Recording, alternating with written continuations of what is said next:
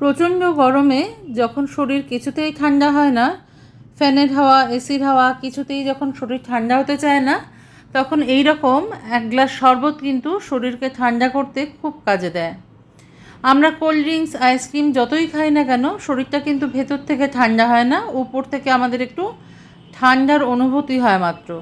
আজকে আমি তোমাদের সঙ্গে সেরকমই একটা রিফ্রেশিং সামার ড্রিঙ্ক নিয়ে এসেছি, যেটা হচ্ছে খেলেই শরীরে কিন্তু ইনস্ট্যান্ট এনার্জি পেয়ে যাবে। চলো তাহলে দেখিয়ে দিই যে আমি এই শরবতটা কিভাবে তৈরি করলাম, আর এই শরবতটা তৈরি করতে আমার কি কি লেগেছে। ভীষণ উপকারী শরীরের জন্য, একবার অবশ্যই বাড়িতে ট্রাই করে দেখতে পারো, কারণ সমস্ত জিনিসই কিন্তু আজকাল দোকানে কিনতে পাওয়া যায়। ছোটোবেলায় যখন মা আমাদের এটা করে খাওয়াতো গরমকালে, তখন আমরা কিন্তু এটাকে কথিলা নামেই চিনতাম। মা অবশ্য সাদামাটাভাবেই খাওয়াতো, তবে আমি এর মধ্যে একটু এক্সট্রা ফ্লেভার যোগ করেছি, যাতে এই ড্রিঙ্কসটা খেতে আরও বেশি ভালো লাগে। তাহলে চলো দেখিয়ে দিই আমি এর জন্য কি কি ব্যবহার করেছি। আমি কথিলা নামেই জানি এটাকে, কতিলাও বলা হয় এটাকে, তবে এটাকে কাতিরা বলেও জানা হয়। এটা একরকম গাছের আঠা।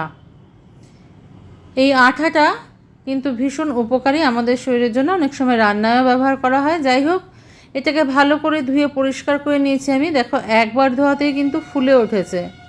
আমি দুবার ধুয়ে নিয়েছি। এখানে 3 টেবিল স্পুন মতন আমি কথিলা নিয়ে নিয়েছি বা কাতিরা নিয়ে নিয়েছি। এই কাতিরাটা ভালো করে ধুয়ে নেবে প্রথমে, কারণ এর গায়ে কিন্তু যেহেতু গাছের আঠা একটা, সেহেতু অনেক কিন্তু ময়লা বেরোয় এর থেকে। যে কোনো মুদিখানার দোকানে তোমরা এটা কিনতে পেয়ে যাবে, বা এখন অনলাইনও কিনতে পাওয়া যায়, সেইভাবেও কিনে নিতে পারো। তবে মুদিখানার দোকানে কিন্তু খুব সহজে সবসময় কিনতে পাওয়া যায়। 2 বাটি জল দিয়ে দিলাম আমি, এটাকে ভিজিয়ে রেখে দেবো সারা রাত। সারা রাত ভিজিয়ে রাখতে হয়, তাহলে জলটা ফুলে ফেপে এটা দেখতে অনেকটা তালশাঁসের মতন হয়ে যায়। যারা চেনো তারা তো চেনো, যারা চেনো না তাদের জন্য দেখিয়ে দিলাম।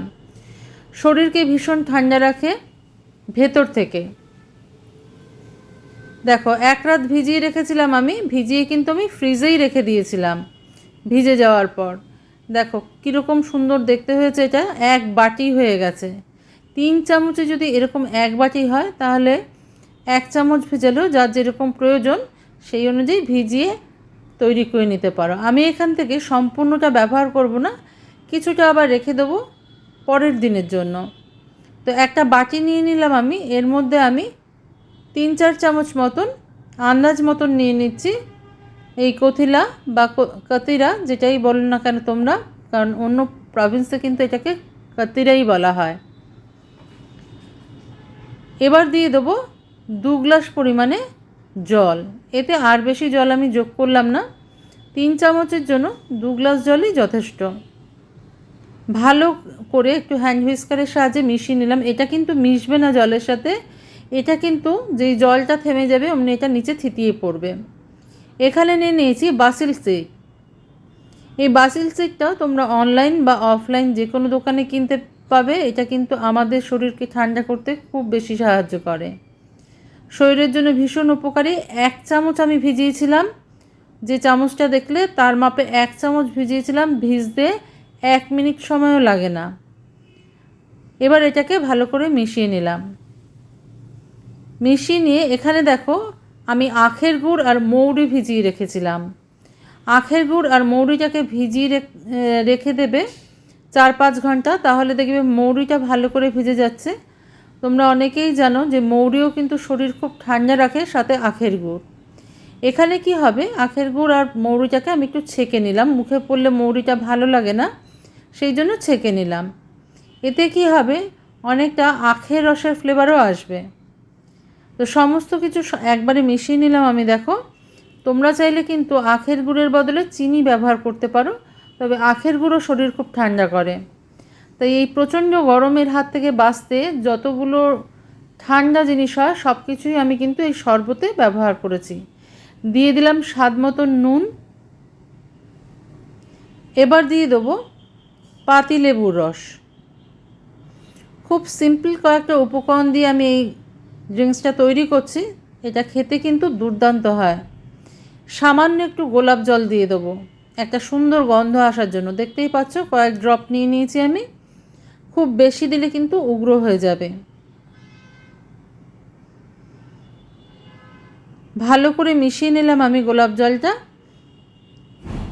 এবার এটাকে আমি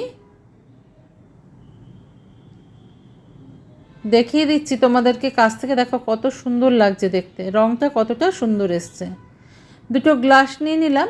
এবার আমি গ্লাসের মুখটা দেখো একটু ডেকোরেশন করবার জন্য পাতিলেবুর একটুখানি এরকম করে মিশিয়ে দিয়ে দিলাম মুখটার মধ্যে, যাতে করে আমি যখন একটা প্লেটে দেখো বিট নুন নিয়ে নিয়েছি, এই বিট নুনটা আমি এই গ্লাসের মধ্যে মাখিয়ে দিলাম। দেখতে সুন্দর লাগছে, অনেকটা দোকানের মতন লাগছে দেখতে।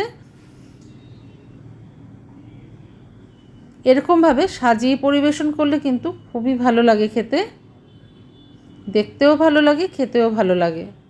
ছোটরা অনেক সময় খেতে চায় না এই ধরনের জিনিস, তাদেরকে কিন্তু এইভাবে তোমরা সার্ভ করতে পারো। আমি এখানে দুটো গ্লাস নিয়ে নিয়েছি। এবার এর মধ্যে দিয়ে দিচ্ছি বরফ কুচি। তোমরা চাইলে এমনি ফ্রিজে রেখে ঠান্ডা করেও খেতে পারো, আবার বরফ কুচি দিয়েও খেতে পারো।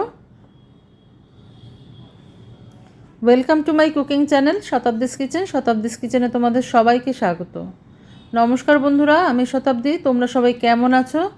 আশা করি সবাই ভালো আছো, সবাই সুস্থ আছো।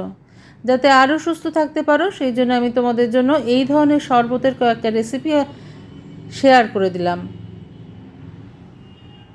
এবার দুটো গ্লাসেই আমি ভর্তি করে নেবো। শরবতটা আমার তৈরি হয়ে গেছে। তবে একটা ভুল হয়েছে আমার বলতে, যে আমি এখানে কিন্তু এমনি সাধারণ রেগুলার নুন মেশাইনি, আমি কিন্তু বিট নুন মিশিয়েছিলাম। সেটা আমার বলতে ভুল হয়ে গেছে। তোমরা কিন্তু অবশ্যই বিট নুনের ব্যবহার করবে, তাহলে টেস্টটা কিন্তু আরও বেটার আসে। এমনি নুন দিলেও অসুবিধা নেই, তবে বিট নুন দিলে টেস্টটা ভালো আসে। যারা কখনো কোনো দিনও খাওনি এইভাবে একবার বাড়িতে তৈরি করে খেয়ে দেখবে। এই গরমে কিন্তু খুবই উপকারী আর ভালো লাগে খেতে। আজকের রেসিপিটা ভালো লাগলে লাইক, শেয়ার, কমেন্ট, সাবস্ক্রাইব করার অনুরোধ রইল তোমাদের কাছে। আজকে তাহলে এই পর্যন্তই বন্ধুরা, দেখা হচ্ছে পরের দিন অন্য কোনো রেসিপি নিয়ে তোমাদের সঙ্গে। তোমরা সবাই ভালো থেকো, সুস্থ থেকো।